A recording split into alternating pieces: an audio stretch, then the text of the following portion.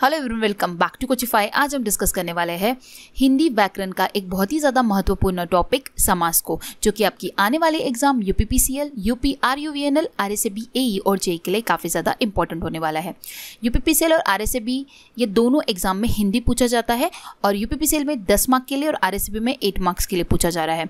तो आप लोगों को बहुत ही ज़्यादा इंपॉर्टेंट है ये 10 मार्क और ये 8 मार्क को कैप्चर करना, क्योंकि सिलेक्शन लेने के लिए कभी कभार हम 0.5 से हमारा सिलेक्शन रुक जाता है। तो आपको कोई भी सेक्शन को इग्नोर नहीं करना है, सारे सेक्शन को इक्वली ध्यान देना है। ठीक है, जिसका वेटेज ज़्यादा है उसको तुम ज़्यादा प्रेफरेंस दे सकते हो, लेकिन इसका मतलब ये नहीं होता है कि आपको हिंदी को इग्नोर करना है। आपको उसको भी बिफोर एग्ज़ाम एटलीस्ट कुछ आपको नॉलेज होना चाहिए कि आप आउट ऑफ 10 6 to 7 तो भी क्वेश्चन के आंसर कर पाओ, ताकि आपको आपके सिलेक्शन में हेल्प हो जाए।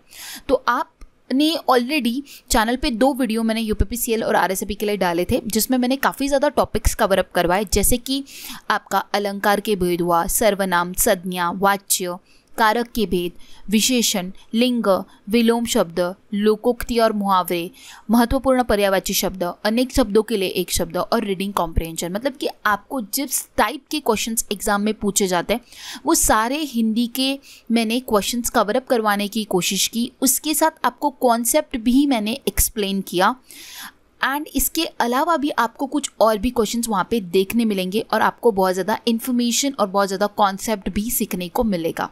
ठीक है, और ये आपको मिलेगा 2 वीडियोस में। सबसे पहला वीडियो यूपीपीसीएल, आरएसएबी ये दोनों एग्जाम के लिए डाला हुआ है मैंने। दोनों एग्जाम ओरिएंटेड है, क्यों? क्योंकि हिंदी दोनों एग्जाम में आने वाला है और जो टॉपिक्स होते हैं वो तो चेंज नहीं होने वाला है। तो अगर जिन भी लोगों ने ये 2 वीडियोस नहीं देखे होंगे वो देखिए। क्यों? क्योंकि अभी हमने जो पढ़े टॉपिक्स वो सारे टॉपिक्स आपके ये 2 वीडियोस में कवर अप हो जाएंगे।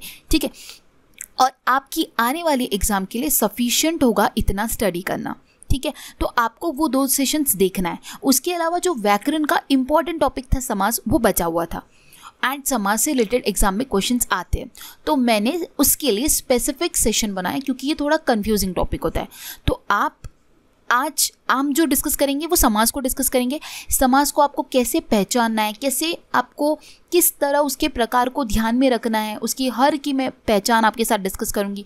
At the end of this video मैं आपको ये भी बताऊंगी कि जब कुछ 2 समाज में आप लोगों को कन्फ्यूजन होता है तो उसको कैसे आपको सॉल्व करना है। वो सारी चीज़ें आज के सेशन में हम लोग डिस्कस करने वाला है। और ये आपका तीसरा सेशन होगा हिंदी के लिए, और ये 3 सेशन आपके एग्जाम के लिए काफ़ी है। इसके अलावा फिर आप हिंदी के क्विज देकर आप अपनी प्रैक्टिस कर सकते हो। अगर आपने इनमें से कोई भी सेशन नहीं देखा होगा तो आप ज़रूर ये तीनों सेशन देखकर एग्ज़ाम को जाए, ताकि आपको काफ़ी ज़्यादा हेल्प हो जाएगी आपको क्वेश्चन सॉल्व करने में। तो आज का सेशन स्टार्ट करते हैं। सेशन को एंड तक देखना ताकि आपके कॉन्सेप्ट क्लियर हो। अगर आप कहीं पे भी स्किप करते हो या फिर कहीं पे भी स्टॉप कर देते हो सेशन को, तो आप समास ये टॉपिक आपको क्लियर अप नहीं होगा। क्लियर करना है तो कंप्लीट देखना होगा। ठीक है, तो स्टार्ट करते हैं सेशन को और पढ़ते हैं हमारा आज का कॉन्सेप्ट समास। आज हम डिस्कस करने वाले हैं समास। समास क्या होता है? जब 2 या 2 से अधिक शब्दों से मिलकर जो नया और छोटा शब्द बनता है उस शब्द को हिंदी में समास कहते हैं। जैसे रसोई के लिए घर, इसे हम रसोई घर भी कह सकते हैं। राजा का पुत्र, राजपुत्र। मतलब कि जब 2 या फिर उससे ज़्यादा शब्दों से मिलकर जो एक नया शब्द बनता है उसे हम समास कहते हैं। जैसे कि रसोई घर, रसोई और घर यहाँ पे 2 शब्द थे और उससे जो एक शब्द बना है वो है रसोई घर। राजा का पुत्र, राजा और पुत्र ये 2 शब्द है, लेकिन इनसे जो एक कंबाइंड शब्द बना है वो है राजपुत्र। तो ये क्या हो गया? समास। जब भी 2 शब्दों से मिलकर एक कंबाइंड शब्द बनता है उसे हम समास कहते हैं। अब पूर्व पद और उत्तर पद, ये क्या होता है? समास में 2 पद शब्द होते हैं। पहले पद को पूर्व पद और दूसरे पद को उत्तर पद कहते हैं। समास में कितने पद होते हैं? 2 पद होते हैं। जो भी शब्द होता है वो 2 पदों से बनता है, तो उसमें 2 पद होते हैं। पहला पद जो होता है वो पूर्व पद कहलाता है और जो दूसरा पद है वो उत्तर पद कहलाता है। फॉर एग्जाम्पल गंगा जल, यहाँ पे गंगा जो है वो पूर्व पद है और जल जो है वो उत्तर पद है। ठीक है, आगे बढ़ते हैं। समास के प्रकार। समास के जो प्रकार है वो मुख्य 6 प्रकार है। अव्ययी भाव समास, तत्पुरुष समास, कर्मधारय समास, द्विगु समास, द्वंद्व समास, बहुव्रीहि समास। ये 6 समास के प्रकार है। और तत्पुरुष समास के और 6 सब टाइप्स है। जो कि है कर्म तत्पुरुष समास, करण तत्पुरुष समास, संप्रदान तत्पुरुष समास, अपादान तत्पुरुष समास, संबंध तत्पुरुष समास, अधिकरण तत्पुरुष समास। इतना ही आपको ध्यान में रखना है। ये समास के 6 मेन टाइप्स और तत्पुरुष समास के सब 6 टाइप्स। इतने में से ही most of the time exam में क्वेश्चन पूछा जाता है। तो अब हम इन सब को अच्छे से डिस्कस करते हैं और हमारे डाउट्स को क्लियर करते हैं। सबसे पहले आता है अव्ययीभाव समास। जिस समास में पूर्वपद अव्यय हो उसे अव्ययीभाव समास कहते हैं। अब अव्यय मतलब क्या होता है? अव्यय मतलब कि जो शब्द लिंग, वचन, कारक के काल के अनुसार नहीं बदलते उन्हें हम कहते हैं अव्यय। जो लिंग, वचन, कारक, काल के अनुसार नहीं बदलते उसे कहते हैं हम अव्यय। तो क्या बोला जा रहा है? इस समास में जो पूर्व पद होता है, पूर्व पद मतलब कि जैसे मैंने आपको बताया, अगर फॉर एग्जाम्पल यहाँ पे जैसे आप अव्ययीभाव समास में उदाहरण देख रहे होंगे यथास्थान, तो यहाँ पे यथा क्या है? पूर्व पद है, और स्थान क्या है? उत्तर पद है। तो ये जो यथा है ये पूर्व पद अव्यय है, ये चेंज नहीं होगा अगर कुछ भी होता है तो, ठीक है। तो जब वो चेंज नहीं होता है, पूर्व पद कुछ भी चेंज नहीं होता है, तब हम बोलेंगे उसे अव्ययीभाव समास। और आपको अव्ययीभाव समास में जो पूर्व पद दिखेगा वो अनु, आ, प्रति, भर, यथा, यावत और हर। अगर ये कीवर्ड्स आपको नज़र आते हैं तो वो हो जाएगा आपका अव्ययीभाव समास, ठीक है। ये आपको ध्यान में रखना होगा, ये बहुत ही ज़्यादा इंपॉर्टेंट है। जैसे कि आप देख रहे होंगे यथास्थान, यथा क्या है? कीवर्ड दिखा आपको, तो आप अव्ययीभाव समास कर सकते हो आंसर। यथास्थान मतलब क्या होता है? स्थान के अनुसार। देन आजीवन, आ और जीवन, तो आ गया कीवर्ड, तो ये क्या हो जाएगा? अव्ययीभाव समास। देन है प्रतिदिन, प्रत्येक दिन, प्रति और दिन मतलब क्या हुआ? 2 वर्ड्स है, प्रति और दिन। प्रति क्या है? पूर्व पद अव्यय, और दिन क्या है? उत्तर पद, ठीक है। उसके बाद आया यथा समान मतलब समय के अनुसार। तो जब भी आपको पूर्व पद अनु, आ, प्रति, भर, यथा, यावत और हर नजर आएगा वो होगा आपका अव्ययीभाव समास। ये आपको ध्यान में रखना होगा, ठीक है। नेक्स्ट आता है तत्पुरुष समास। जिस समास में 2 पदों के बीच के कारक चिन्हों का लोप हो जाता है उसे हम तत्पुरुष समास कहते हैं। कारक चिन्ह कौन से? का, को, के, लिए, में, से आदि। अब कारक चिन्ह मैंने आपको, अगर आपने मेरा हिंदी का वीडियो देखा होगा जिसमें मैंने कारक और कारक के चिन्ह ऑलरेडी एक्सप्लेन किया, अगर नहीं देखा हो तो वो जाके देख सकते हो। तो आपका ये जो कारक के भेद है, ये कॉन्सेप्ट अगर क्लियर होगा तो आपको समझ आएगा। नहीं भी क्लियर तो मैं आपको एक्सप्लेन करने वाली हूँ अभी। ये समास, तत्पुरुष समास क्या होता है कि इसमें 2 पदों के बीच में कारक के चिन्हों का लोप होता है। जैसे कि आपको एग्जाम्पल नजर आ रहा होगा देशभक्ति, सपोज ये आता है आपको देशभक्ति। देश और भक्ति यहाँ पे 2 वर्ड्स है, बट इसका मीनिंग क्या होता है? देश के लिए भक्ति, के लिए क्या है? ये कारक चिन्ह है, ठीक है। आपको सबसे पहले मैं एक्सप्लेन करती हूँ कारक के भेद क्या होते हैं, उसके एग्जाम्पल्स, देन हम फिर से ये स्लाइड पे आते हैं। तो कारक के भेद, कितने कारक के भेद होते हैं? 8 होते हैं। कर्ता, कर्म, करण, संप्रदान, अपादान, संबंध, अधिकरण एंड संबोधन। कर्ता मतलब कि जो काम करे वो कर्ता होता है। कर्म क्या होता है? जिस पर हम क्रिया करते हैं वो होता है कर्म। जिस पर क्रिया का फल पड़े वो होता है कर्म। करण क्या होता है? काम करने क्रिया का साधन, ठीक है। संप्रदान क्या होता है? जिसके लिए क्रिया की जाए वो होता है संप्रदान। अपादान क्या होता है? जिससे कोई वस्तु अलग हो वो होता है अपादान। संबंध होता है जो एक शब्द दूसरे से संबंध जोड़े वो होता है संबंध। अधिकरण होता है जो क्रिया का आधार हो। एंड संबोधन होता है जिससे किसी को पुकारा जाए, ठीक है। तो उसके लिए कुछ चिन्ह होते हैं। कर्ता ने कर्म को, करण से के द्वारा, संप्रदान को के लिए, अपादान से, संबंध का के की, का की के, रा री रे, अधिकरण में पर और संबोधन हे अरे हो। तो आपको ये कारक के साथ कारक के चिन्ह पता होने बहुत ही ज़्यादा इम्पॉर्टेंट है और वही तत्पुरुष समास में होता है। जैसे कि आप यहाँ पे एक एग्जाम्पल देख रहे होगे जनप्रिय, इसका मीनिंग क्या होता है? जन को प्रिय, ठीक है। तो को क्या आया यहाँ पे? कारक का चिन्ह आया। तो ये कौन सा समास हो जाएगा? कर्म तत्पुरुष समास, ठीक है। क्योंकि यहाँ पे जो को चिन्ह यूज किया है ये कर्म कारक है, ठीक है, इसलिए यहाँ पे हो जाएगा कर्म तत्पुरुष समास। देन है आंखों देखी, क्या होगा, आंखों से देखी। से कब यूज करते हैं हम, करण से के द्वारा, ठीक है, मतलब आंखों से देखी, से जो होता है वो करण कारक में यूज होता है, करण कारक में यूज होता है, इसलिए ये हो जाएगा करण तत्पुरुष समास। देन पुण्यदान, पुण्य के लिए दान, तो के लिए कब यूज करते हैं हम, संप्रदान में करते हैं, तो ये क्या हो जाएगा संप्रदान तत्पुरुष समास। देन है भयभीत, भय से भीत, भय से भीत, तो से ये आया तो ये क्या हो जाएगा अपादान तत्पुरुष समास। ठीक है, अब से दो बार आता है, करण में भी आता है, अपादान में भी आता है। आपको किस तरह ध्यान में रखना है, करण का जो से यूज होता है वो कब होता है, जब काम करने के लिए, ठीक है, कुछ साधन का यूज किया जाता है तो हम क्या बोलते हैं, से, मतलब करण वाला से हो जाएगा। और जिससे कोई वस्तु अलग हो, जब कुछ भी चीज़ अलग होती है तो हम क्या यूज़ करते हैं, वो वाला से, भय से भीत, मतलब भय के वजह से वो भीत है। ठीक है, तो चीज़ अलग हो गई, भय भीत अलग अलग हो गया है, तो वहाँ पे जो से यूज है वो अपादान तत्पुरुष समास हो जाएगा।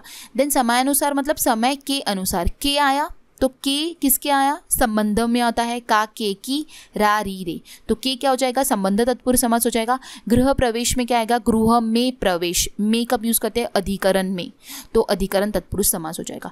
तो ये जो है ये सब टाइप्स है तत्पुरुष समास के, जो कि कारक के चिन्ह पे संबंधित होते हैं। ठीक है, तो आपको जब भी ये ध्यान में रखना होगा कि आपको जब भी का, को, के, लिए, में और से ये कारक चिन्ह, अगर इन कारक चिन्हों का तत्पुरुष समास में लोप होता है तो वो समास कहलाएगा आपका तत्पुरुष समास। जैसे कि देशभक्ति, देश के लिए भक्ति, राजपुत्र, राजा का पुत्र। ठीक है, राजपुत्र का मीनिंग क्या होता है, राजा का पुत्र, का आया तो हो गया तत्पुरुष समास। जब भी दो शब्दों के बीच में आपको कारक चिन्ह नजर आएगा या फिर कारक चिन्ह यूज किया जाता है उसके मीनिंग में, तो वो हो जाएगा आपका तत्पुरुष समास। ये आपको ध्यान में रखना होगा। ठीक है, बाकी एग्जाम्पल जैसे तुलसीदास कृत, तुलसी द्वारा कृत। अब जैसे राह खर्च, तो राह के लिए खर्च, अब के लिए क्या है, यहाँ पे कारक चिन्ह का क्या हो रहा है, लोप हो रहा है, और कंबाइन वर्ड क्या बन रहा है, राह खर्च। तो आपको ये ध्यान में रखना होगा कि जब समास में दो पदों के बीच में कारक चिन्ह का लोप होता हुआ दिखाएगा आपको, तो आप उसे बोलोगे तत्पुरुष समास। ठीक है, देन आता है कर्मधारय समास। जिस समास में पूर्व पद विशेषण और उत्तर पद विशेष्य हो उसे कहते हैं हम कर्मधारय समास। विशेषण आपको पता ही होगा, एडजेक्टिव। विशेष्य क्या होता है, विशेषण द्वारा सूचित किए जाने वाले शब्द को हम विशेष्य कहते हैं। ठीक है, अब इसमें आप पहचान कैसे करोगे, विग्रह करने पर दोनों पदों के मध्य में है जो, के समान आदि आते हैं। आपको मैंने जितने भी समास बताऊंगी आपको सब में सबकी पहचान किस तरह करना है ये मैं आपको बताऊंगी। तो यहाँ पे कर्मधारय समास को आप कैसे पहचानोगे, जब भी दो शब्दों के विग्रह के बीच में है जो या फिर के समान आपको दिखेगा तो वो हो जाएगा कर्मधारय समास। चरण कमल, अगर आपको पूछा जाता है कि ये कैसा है तो इसका मीनिंग क्या होता है, कमल के समान चरण, के समान आता है, क्या हो जाएगा कर्मधारय समास। नील गगन, नील है जो गगन, नील है जो गगन, मतलब गगन कैसा है, नीला है जो आया तो क्या हो जाएगा वो कर्मधारय समास। चंद्रमुख, चंद्र जैसा मुख, क्या होता है चंद्र जैसा मुख, जैसा आया क्या हो जाएगा कर्मधारय समास। तो आपको ये ध्यान में रखना होगा, है जो, के समान, के जैसा, ये सारे कीवर्ड्स आपको दिखेंगे तो वो हो जाएगा आपका कर्मधारय समास।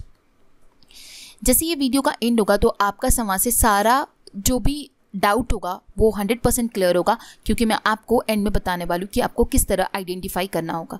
ठीक है, देन नेक्स्ट है हमारा द्विगु समास। द्विगु समास में पूर्व पद संख्यावाचक होता है और कभी कभी उत्तर पद भी संख्यावाचक होता हुआ देखा जा सकता है। तो द्विगु समास सबसे सिंपल है, इसमें आपको पूर्व पद जो है वो संख्या नजर आएगी। जैसे आप एग्जाम्पल देख रहे होंगे, नवग्रह, दोपहर, त्रिवेणी एंड त्रिलोक। नवग्रह मतलब क्या होता है, 9 ग्रहों का समूह। दोपहर मतलब क्या होता है, 2 पहरों का समाहार। त्रिवेणी क्या होता है, 3 वेणियों का समूह। त्रिलोक क्या होता है, 3 लोकों का समाहार। अब यहाँ पे क्या हो रहा है, 9, 2, त्रिवेणी, तो ये क्या हो रहा है, एक आपको नंबर नज़र आ रहा है। जब भी आपको नंबर नज़र आता है अगर वो पूर्व पद में भी दिखता है या फिर कभी कभी वो आपको उत्तर पद में भी दिखता है तो वो हो जाएगा आपका द्विगु समास। ये आपको ध्यान में रखना होगा। अब ऐसा आपको बहुव्रीहि में भी दिखेगा, लेकिन आपके डाउट्स ये वीडियो के एंड में क्लियर होंगे, इसलिए वीडियो में लगे रहना है, आपको मैं क्लियर करूँगी। समास ऐसा टॉपिक है थोड़ा कंफ्यूज करता है, बट आपको क्लियर हो जाएगा। सिर्फ आपको सुनना है मैं जो जो चीज़ें बता रही हूँ और एंड तक के देखना होगा तो ही क्लियर होगा, ठीक है। तो द्विगु समास कैसे आइडेंटिफाई करोगे? जब भी कोई भी संख्या नजर आएगी तो वो हो जाएगा आपका द्विगु समास। सिंपल है, बस यही माइंड में रखो। द्विगु समास इज इक्वल्स टू संख्या, पूर्व पद में संख्या या फिर कभी कभी उत्तर पद में संख्या, ठीक है। नेक्स्ट आता है द्वंद्व समास। समास का विग्रह करने पर और अथवा या एवं का प्रयोग होता है, उससे हम द्वंद्व समास कहते हैं। दोनों पदों के बीच प्रायोजक चिन्ह का प्रयोग होता है पर हमेशा नहीं। अब क्या बोला जाता है, ये बहुत ही सिंपल है। जब भी आपको ऐसे शब्द दिखेंगे अपना पराया और आपके बीच में क्या है, योजक चिन्ह है, तो जब भी आपको योजक चिन्ह नजर आएगा तो वो हो जाएगा आपका द्वंद्व समास, ठीक है। या फिर आपको क्या देखना है, अपना पराया, तो अपन उसका मीनिंग क्या होता है, अपना या पराया। तो यहाँ पे जो विग्रह करने पर या आया या फिर और आया या फिर अथवा आया, ये सारा चीज़ आपको नजर आएगा तो वो हो जाएगा आपका द्वंद्व समास। अपना या पराया, पाप और पुण्य, राधा और कृष्ण, और आपको या फिर आपको योजक चिन्ह नजर आएगा, तो योजक चिन्ह अगर आप देखते हो तो वो हो जाएगा आपका द्वंद्व समास, ठीक है। क्या हो जाएगा, द्वंद्व समास। और ये मोस्टली जो होता है ना, इसमें अपोजिट वर्ड्स होते हैं। अपना पराया, अपना और पराया ये क्या है, विलोम शब्द है। पाप और पुण्य क्या है, विलोम शब्द है। राधा और कृष्ण अपोजिट हो गया। तो जब भी आपको ये बातें ध्यान में रखनी है कि आपको जो अपना और पराया दिया है उसमें योजक चिन्ह भी नहीं दिया है सपोज, तो आपको ये ध्यान में रखना है कि अगर दो शब्द विलोम अगर आपको नजर आ रहे हैं तो वो हो जाएगा आपका द्वंद्व समास। आपको योजक चिन्ह दिया है तो द्वंद्व समास हो जाएगा। और अथवा या ये विग्रह करने पर इन शब्दों का अगर प्रयोग किया जाता है तो वो हो जाएगा आपका द्वंद्व समास। बहुत सिंपल है ये, इजीली इसको हम आइडेंटिफाई कर सकते हैं, कोई डिफिकल्ट नहीं है। द्विगु में आपको बताया मैंने कि पूर्व पद आपको संख्या दिखेगी, द्वंद्व में आपको ये ध्यान में रखना है कि योजक चिन्ह दिखेगा या फिर दो वर्ड्स आपको अपोजिट फॉर्म में दिखेंगे, ठीक है। और उसके अलावा और अथवा या ये विग्रह करने पर इन शब्दों का अगर प्रयोग दिखा तो वो हो जाएगा आपका द्वंद्व समास। देन लास्ट है बहुव्रीहि समास। इस समास में कोई भी पद प्रधान नहीं होता। जब दो पद मिलकर तीसरा पद बनते हैं तब वह तीसरा पद प्रधान होता है। इसका विग्रह करने पर वाला है, जो, जिसका, जिसकी, जिसके, वह आदि आते हैं, वह बहुव्रीहि समास कहलाता है।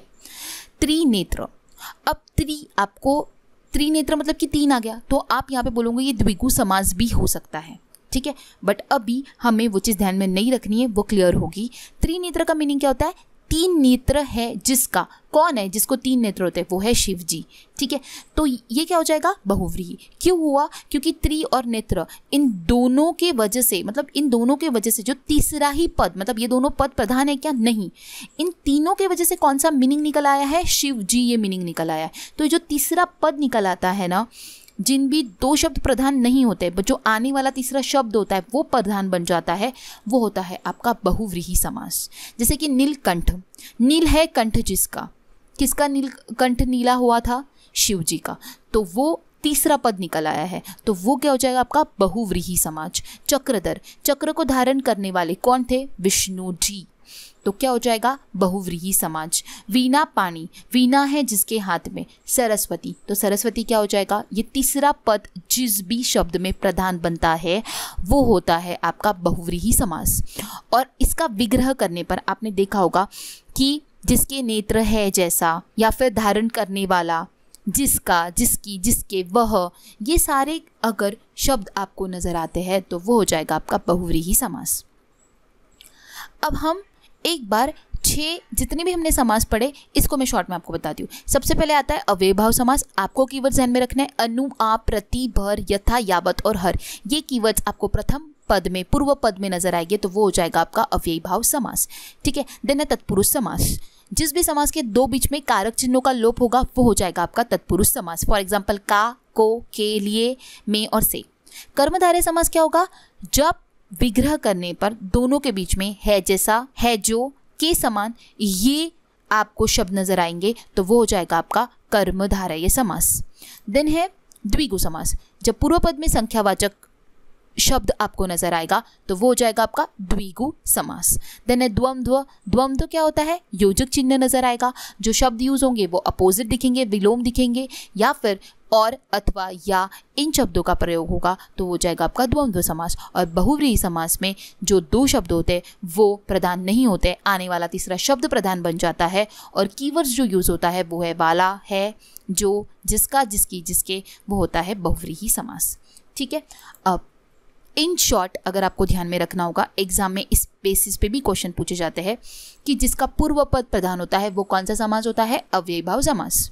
ठीक है, ये ध्यान में रखना होगा, ये स्लाइड काफ़ी ज़्यादा इंपॉर्टेंट है। जिसका भी पूर्व पद प्रधान होता है उसे हम कहते हैं अव्ययीभाव समास। जिसका उत्तर पद प्रधान होता है, उत्तर पद मीन होता है, वो होता है तत्पुरुष समास, कर्मधारय समास एंड द्विगु समास। इन तीनों समास में उत्तर पद जो है वो मीन माना जाता है। द्वंद्व समास में क्या होता है कि दोनों पद जो होते हैं वो प्रधान होते हैं। द्वंद्व समास में मैंने आपको बताया विलोम होता है, जैसे अपना और पराया। अपना और पराया दोनों भी क्या है? इंपॉर्टेंट है, इसलिए दोनों पद जहाँ पे प्रधान होते हैं वो क्या हो जाएगा आपका द्वंद्व समास। और दोनों पद अप्रधान, मतलब कि दोनों पद प्रधान नहीं होते और आने वाला तीसरा शब्द प्रधान बनता है तो वो होगा आपका बहुव्रीहि समास। अब अभी तक हमने सारी डेफिनेशन, सारी हर चीज़ें पढ़ ली, बट अब जब क्वेश्चंस आते हैं तो हमें आंसर कैसे करना है, और जो हमें मोस्टली समास में कन्फ्यूजन होता है वो अब हम क्लियर करेंगे। अब कुछ बातें जो आपको ध्यान में रखनी है। कई बार एग्जाम में जो क्वेश्चंस पूछे जाते हैं समाज में, जैसे अभी आपको मैंने बताया नीलकंठ और नीलकंठ, अब इसमें दो समास बनते हैं।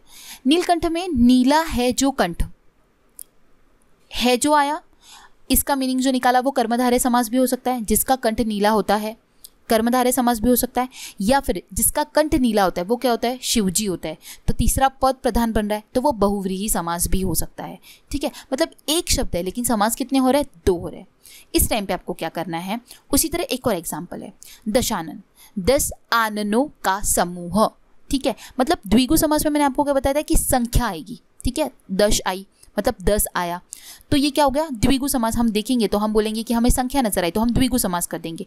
लेकिन जिसके 10 आनन होते हैं, मतलब जिसके 10 मुख होते हैं, वो क्या कहलाता है? रावण कहलाता है, तो वो क्या हो गया? बहुव्रीहि समास, मतलब तीसरा पद मुख्य हो गया। अब यहाँ पे हमने देखा पहले एग्जाम्पल में कि जो कर्मधारय भी हो रहा था, बहुव्रीहि भी हो रहा था, फिर देखा तो द्विगु भी हो रहा था और बहुव्रीहि भी हो रहा था। इस टाइम पे आपको क्या करना है?